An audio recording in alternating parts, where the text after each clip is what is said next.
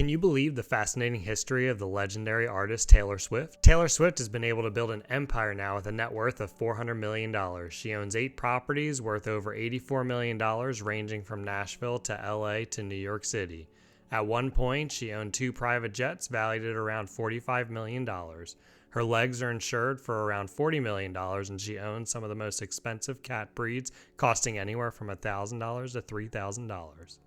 She was able to create an amazing net worth due to her unbelievable success as an artist.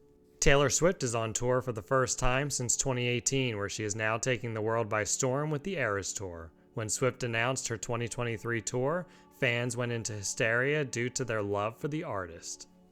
Due to her popularity, she single-handedly broke the Ticketmaster site during the pre-sale day, due to the site not being able to handle the amount of website traffic. As some would say, it's Ticketmaster, they're the problem, it's them. This tour is taking the world by storm, and her fans are coming out in full force. It is predicted that this latest tour may generate around $500 million. The focus of the Eras Tour is to highlight Swift's long and amazing career, independently showcasing each of her albums and her history. Taylor Allison Swift was born December 13, 1989 in West Reading, PA, to parents Scott and Andrea. She was actually named after famous singer James Taylor, who her parents were fans. Swift would have humble beginnings in Reading on a Christmas tree farm, and then later Wyomissing.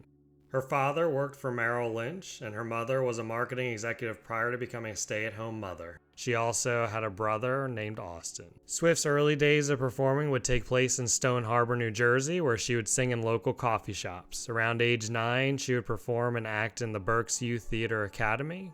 She would begin to take music more seriously and train her voice while working on her songwriting ability. She also began to take interest in country music, being inspired by Shania Twain, where she was able to see a mix of country and pop in one, essentially seeing the unique style that she would become. She would also learn that to become a country singer, she would have to follow the likes of many artists and head to Nashville. At age 12, Taylor would have a big break, famously singing the national anthem before the Sixers versus Pistons games in Philadelphia. The 12-year-old Swift took it as an opportunity to perform with one of the biggest crowds she has ever seen, as the Sixers were a very good team at the time with around 20,000 people in attendance. Taylor knew that if she wanted to have a career in music, she would have to make herself different. She was only a singer at the time, but at age 12, she had learned to play the guitar, and this began to help shift her life and career. By the ages 13 and 14, she began focusing even harder on building a career, and her parents could see the potential. They started working with a New York talent manager where she would model for Abercrombie & Fitch. At 13, she would perform songs at an RCA studio showcase where she would gain more attention, eventually gaining herself a development deal. Taylor and her mother would make frequent trips down to the Nashville area to develop her career. However, the family soon realized if their daughter wanted to have a career, they would have to live there. Her father would transfer to a branch in Nashville, and at 14, she would finally relocate to Tennessee. She would attend Hendersonville High School, then transfer to Aaron Academy as it made more sense for her as a performer. Taylor Swift would become the youngest artist signed by Sony RCA Records. However, she would leave them due to feeling that they did not care about her development. She was discovered by Scott Borchetta in 2005, who was creating his own record label called Big Machine. Swift's family believed so much in the newly created record label that her father would become a 3% owner of it. Taylor felt this would be her opportunity to no longer be a songwriter. Instead, she would become a singer. Her first official album was self-titled Taylor Swift, which released on October 24, 2006. The album would be a hit, peaking on the charts at number 5, where it stayed on the charts for 157 weeks. She also would make history, being the first ever female country singer to write or co-write every single track on a platinum-certified album. The hit lead single on the album would be the song Tim McGraw, which would be a family effort to market it, as Big Machine was still trying to grow. Mama Swift would go with Taylor around to promote the song and album by going to country radio stations. They would spend so much time promoting the album and songs that eventually she would gain more and more attention. Eventually, she would be offered to open for Rascal Flatts. Her first number 1 would come with Our Song, which would make her the youngest person to write and record a number 1 on the charts. The album did also garner some unwanted political attention due to the song Picture to Burn when she used the phrase "you're gay," which upset the LGBTQ community. Since this time, Swift has made up for this, which we will cover later. She would eventually take the phrase out of the song. Throughout 2007 to 2008, she would begin touring with the likes of George Strait, Brad Paisley, and Tim McGraw. During this time period, she would also begin taking the country world by storm. She would become the youngest award winner in several areas. She also became more in the public light in 2008 as her popularity grew and she dated Joe Jonas. Swift would also sing the national anthem during the Phillies World Series run, prompting fans to ask her again during their 2022 run. On November 11, 2008, she would release her second big hit record, Fearless. The album would be carried by songs like Love Story, White Horse, and Fearless. Love Story would become the first country song to top Billboard's pop song chart. You Belong With Me would peak at number 2 on the Billboard Hot 100. This album would also lead to Swift's first ever headlining concert tour, which would gross over $63 million, and would allow her to open for Keith Urban as well during his world tour. Taylor would once again be propelled into the spotlight when Kanye West interrupted her speech for Best Female Video at the MTV Video Music Awards. Fearless would go on to help Swift win several other awards, including Album of the Year and winning Entertainer of the Year for the CMAs. She would briefly date John Mayer, being featured on his song Half of My Heart, which gained a lot of attention due to the age gap between the two, eventually leading to Swift writing the song Dear John in response to their breakup. Taylor would also continue to write songs for others during this time as well, including writing 2 songs for the Hannah Montana movie. She would also be in the first movie, Valentine's Day, in 2009, where she began to date Taylor Lautner, once again propelling Swift into the limelight outside of the country music world. She also famously became the first ever guest on SNL to write their own opening monologue. Taylor would release Mine in August 2010, prior to the release of her third album, Speak Now, which would come on October 25th, 2010. The album would sell over 1 million copies. It would also break records as the fastest selling digital album by a female singer, which would put her in the Guinness Book of World Records. Songs like Mine, Mean, and The Story of Us would top the charts. In 2012, Swift won the Best Country Song with the song Mean. Again, another Taylor Swift album would win several awards across the board, with Speak Now becoming 45th on the list of 50 best female albums of all time by Rolling Stone magazine. The Speak Now World Tour would begin in February 2011 and end in March 2012, grossing over $123 million, which would also lead to a live album release. After the unbelievable success of the Speak Now World Tour, Swift decided to hit the studio again, releasing We Are Never Ever Getting Back Together in August 2012, the leading single from her album Red. The album Red would be released October 22nd, 2012, which would be anchored by songs like Red, 22, and I Knew You Were Trouble. 3 of her songs would reach the top 20. This would be her most different album with more pop and rock styles. Taylor Swift would be the first female to have 2 million selling album openings, which made her have an entry in the Guinness World Records. Swift would go on tour for Red, which ran from March 2013 to June 2014 and would gross over $150 million, becoming the highest grossing country tour.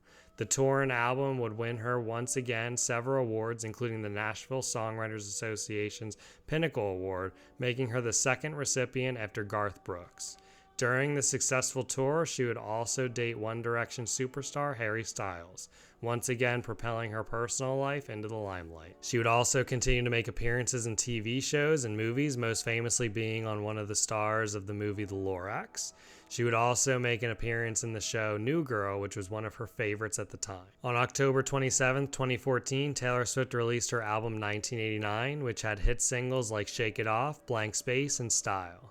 This album was not important for its 1.28 million albums sold, but rather for the transformation of Taylor. This was the first official non-country album that she created. She would officially be taken off of country music radio and be considered a pop singer. This pop album would lead to her breaking more records and gaining more awards. She would have the highest grossing tour for the 1989 World Tour, which ran from May to December 2015, bringing in over $250 million. Swift continued to discuss her love for country music, but also highlighted her need to change and adapt over time. In 2014, Swift made waves in the music industry, being the first major artist to pull her entire catalog off of music on Spotify.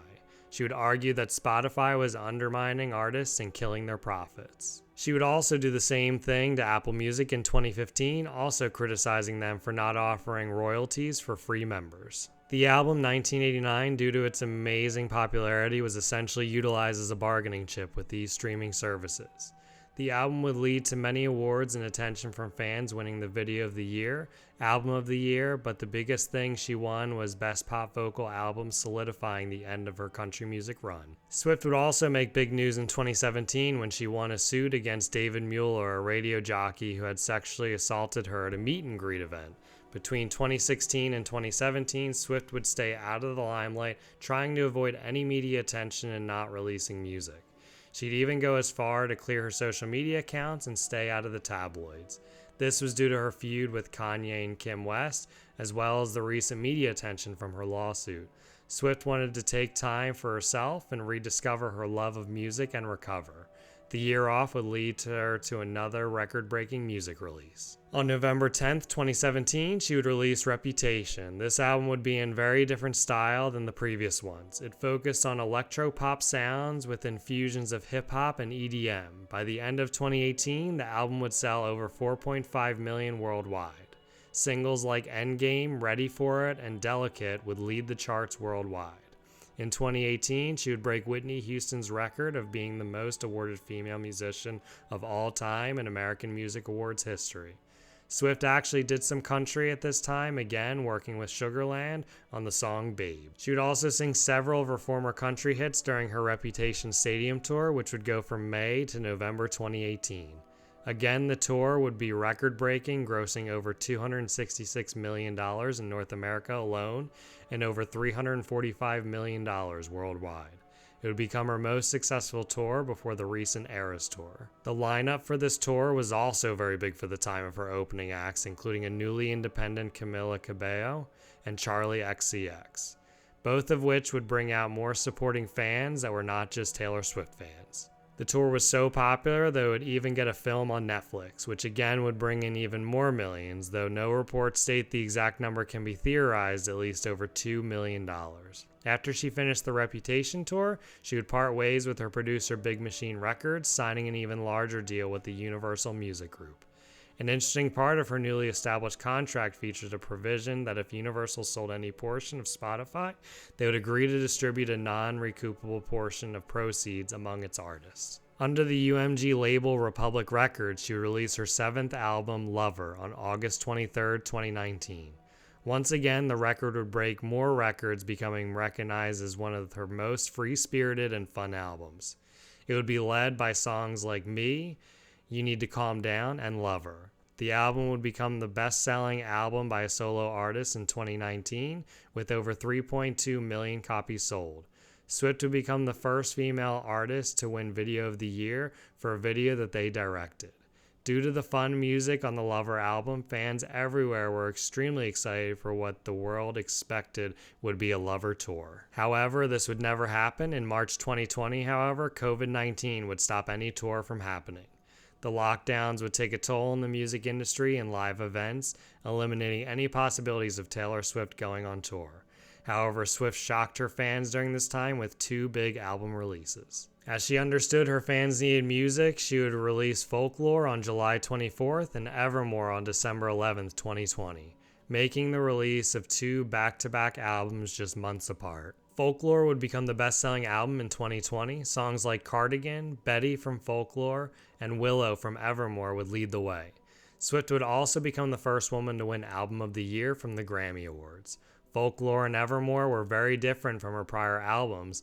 They were almost complete opposites to that of Lover. In fact, some even consider them to be country folk music, even getting her back on country radio. Folklore would be highlighted on Disney Plus during this time as well, becoming one of the most popular watched specials on the streaming service during COVID. She would also be propelled into becoming the highest paid musician in the United States. Swift would also produce a plethora of merchandise during this time, including surprising her fans with the release of signed albums from all her CDs. On October 21st, 2022, she released Midnight's, her 10th album, which became one of her most popular releases of all time. Rolling Stone critics even called it an instant classic. It was a blockbuster hit, breaking all sorts of records. The album and song Anti-Hero became the most streamed in one day with 185 million and 17.4 million plays. She would tie Barbra Streisand for the most #1 albums among women. She also became the first artist in history to own the entire top 10 on the Hot 100s. Midnights would lead to her Eras Tour, which is currently going on as of March 2023. The tour is already breaking records and causing fans across the world to rejoice. Though there are major issues getting tickets via Ticketmaster, Taylor Swift spoke out against the company and apologized to fans. This would lead to an investigation into Ticketmaster and their monopoly on the industry. The United States government would go on to question leadership at the company about their lack of preparedness for Taylor Swift's concert. But this tour would also help bring more attention to the government and public regarding the highly overpriced tickets due to outrageous fees. Due to this event, it has led to more artists speaking out about the company. The Eras Tour is focused widely on what the name states. Taylor has been showcasing all of her former hits all the way back to her first album to her latest. Fans of all ages have rejoiced in happiness due to this. It has opened many doors and brought back fans of all types. This once again has propelled Swift's popularity even further, making fans happy to see everything from country to pop to electronic music from Taylor. Even celebrities have been seen at these concerts, as many consider them to be the biggest event of 2023, with people like Emma Stone and Meghan Trainor. There's been some criticism around Swift's public life due to many thinking she was using her love life experience to write songs. Some even called her out, saying she would have a revolving door of men that all can relate back to a song or an album. Just as fun refreshers, let's look at the list. It includes Joe Jonas, Lucas Till, Taylor Lautner, John Mayer, Jake Gyllenhaal, Connor Kennedy, Harry Styles, Calvin Harris, Tom Hiddleston, and now Joe Alwyn. But besides her amazing songs and albums she has produced, Taylor Swift has done many other important things in the music, political, and social areas. The first to look at is her battle for artist independence. The splitting from Big Machine Records would lead to a fight for Swift to retain the rights to her music. The fight was about the new owner of Big Machine Records, Scooter Braun. It was essentially a battle over her first 6 albums and who owned the rights to them. Scott Borchetta, the former partner and friend of the Swift family, stated that they offered Taylor a very fair deal to buy the masters back. As Swift was afraid Braun would sell her records elsewhere, Taylor insisted that Braun acted as a bully and refused to give her a good deal to buy her songs back. The battle would continue between the two already through 2019 and 2020, with Big Machine refusing to allow Taylor to use her music for the 2019 American Music Awards and the documentary Miss Americana. Big Machine would take it a step further to spite Swift, releasing an unreleased version of Swift's work. To strike Braun back, Taylor would announce she would re-record all her albums as Taylor's version, this way to get around the ownership of the songs from Big Machine. Braun, due to this heat, would actually end up selling the rights to Swift's works to Shamrock Holdings, an investment firm which is owned by the families of Roy E. Disney and Stanley Gold, essentially now making members of the Disney family owners of Swift's classic. It is important to note that this is not the Walt Disney Company, and rather a separate investment company founded by Roy E. Disney, the son of Roy O. Disney, who is the brother of Walt Disney. These re-released songs became some of Taylor's most popular among her Swiftie fan base, and critically, it is considered one of her most important releases. The battle even made it as far as politics, where Republicans and Democrats in Washington would argue over the topic. At the end, though, it seems like Swift may have been the winner, as her Taylor's version songs are more popular than ever. Speaking of politics, Swift in recent years has become very vocal in the Democratic Party, which has made many critics vocal against her, as she typically stayed very apolitical, with many believing her father and family were Republicans. In 2018, she began to speak out in Tennessee and openly backed the Democratic candidate. Famously shown on the streaming special where she argues politics with her father, where she even goes as far to call Senate candidate Marsha Blackburn Trump in a wig. Many believe her becoming active in politics came from President Donald Trump getting elected in 2016, which had led to Swift wanting her to voice her opinion. In 2020, she told her fans to register to vote, even sending out registration QR codes to fans who bought Folklore. In August 2020, she would even go as far as endorse Joe Biden for president. This stance upset many of her traditional Republican country music fans. She would also stand with the Black Lives Matter movement and the removal of Confederate monuments in Tennessee. Taylor Swift has also become a huge advocate and supporter of the LGBTQ community. Since the use of the word gay in her song Picture to Burn, Swift has taken unbelievable steps to support this community. She would perform at the World Pride New York City 2019. She's donated $113,000 to Tennessee LGBTQ advocacy groups. She has been outspoken in support of the community hundreds of times. Songs like Mean and You Need to Calm Down have had positive impacts on the community. Swift has also been involved in several charities. Since her early days of popularity until today, she has helped several charities. In 2008, she donated over $100,000 to the Red Cross for Iowa flood victims. In 2016, she donated $1 million to Louisiana flood relief and over $100,000 to the Dolly Parton Fire Fund. She also donated to Hendersonville High School and donated $4 million for a new education center in the Country Music Hall of Fame. She has also donated thousands upon thousands to charities revolving around cancer, such as V Foundation for Cancer Research, St. Jude Children's Research Hospital, and the Children's Hospital of Philadelphia. She has also been a huge supporter of those dealing with cancer, as her mother is a 2-time breast cancer survivor.